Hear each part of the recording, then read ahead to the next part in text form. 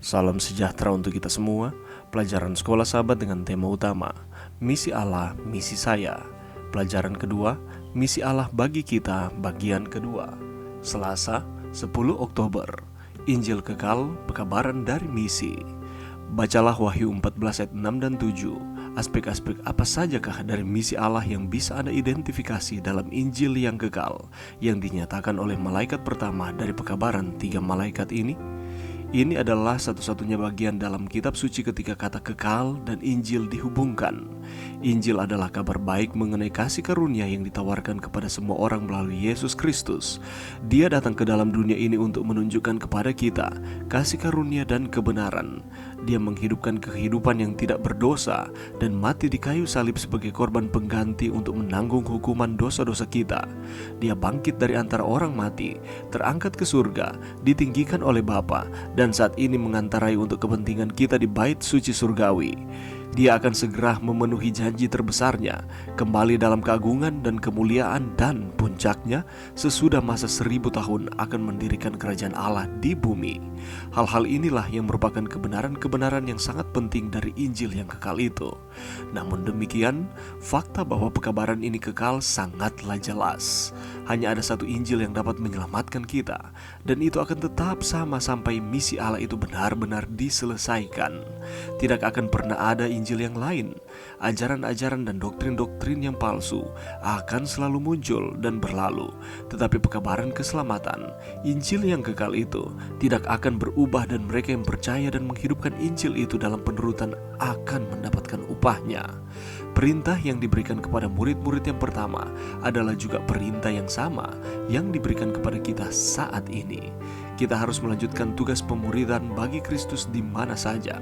Tetapi, seperti apakah murid-murid tersebut? Apakah mereka orang-orang yang baik, jujur, benar-benar berserah dan suka mengasihi? Karakter-karakter ini memang penting, tetapi tidaklah cukup.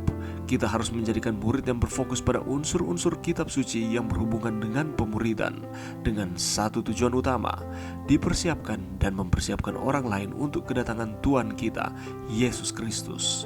Pemberitaan mengenai penghukuman adalah suatu pemberitahuan tentang kedatangan Kristus yang kedua kali sudah dekat, dan pekabaran ini disebut Injil yang kekal. Oleh sebab itu, khotbah tentang kedatangan Kristus yang kedua kali, pemberitahuan tentang dekatnya masa itu, ditunjukkan menjadi suatu bagian yang penting dari Injil kebenaran, membina kehidupan abadi, halaman 172. Bagaimanakah konsep penghukuman dihubungkan dengan Injil yang kekal dalam pekabaran malaikat yang pertama? Mengapa Injil itu harus menjadi tema utama dari gagasan tentang penghukuman? Pelajaran yang bisa kita dapatkan pada saat ini. Kalau kita membaca di dalam Wahyu 14 ayat 6 dan 7, apakah Injil yang kekal itu? Injil adalah disebut di sini sebagai yang kekal. Ini adalah bukti lebih jauh bahwa Allah tidak berubah, bahwa Allah itu tetap sama baik dulu, saat ini, dan selama-lamanya. Allah yang tidak berubah memiliki satu Injil yang tidak berubah pula. Injil kekal memberikan jaminan kepada semua yang mau menerimanya. Injil menyatakan kasih Allah yang tidak berubah, dan ini adalah pekabaran yang perlu disampaikan ke seluruh dunia. Setiap orang membutuhkan kesempatan untuk mendengarnya.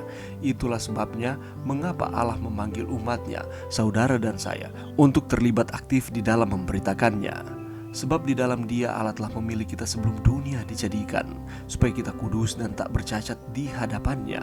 Dalam kasih, Ia telah menentukan kita dari semula oleh Yesus Kristus untuk menjadi anak-anaknya, sesuai dengan kerelaan kehendak-Nya. Efesus pasal 1 ayat 4 dan 5. Apakah yang hal ini sampaikan lebih lanjut tentang betapa kekalnya Injil tersebut? Dipilih di dalam Dia sebelum dunia dijadikan, berbicara tentang Injil yang kekal.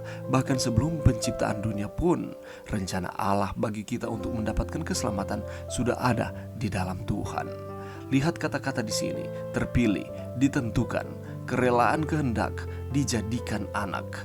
Lihat betapa ayat ini menunjukkan kepada keinginan Allah kepada kita untuk memiliki hidup yang kekal di dalam Dia, dan kenyataan bahwa Allah telah melakukannya sejak zaman kekekalan, menunjukkan dengan lebih jelas kepada kasih karunia-Nya, menyatakan bahwa keselamatan tidak datang hanya dari sesuatu yang dapat kita lakukan atau dari segala kebaikan, tetapi secara total, secara keseluruhan, datang dari tindakan sifat kasih Allah sendiri bagi kita. Bagaimana keselamatan dapat datang dari sesuatu yang dapat kita lakukan jika kita dipilih memiliki keselamatan di dalam Dia bahkan sebelum kita ada? Pilihan ada pada kita untuk menerima atau menolak. Makanya Allah memberikan kepada kita hak untuk berkehendak, hak untuk memilih. Apakah kita memilih untuk menerima akan keselamatan atau kita melewatkan akan keselamatan yang ditawarkan Allah kepada kita? Dan bagaimana pilihan ini ditunjukkan di dalam kehidupan yang terpilih supaya kita dapat menjadi kudus dan tak bercacat di hadapannya. Ini juga adalah untuk apa kita telah dipilih. Allah telah merancangkan segala sesuatu bagi kita bahkan sebelum dunia dijadikan.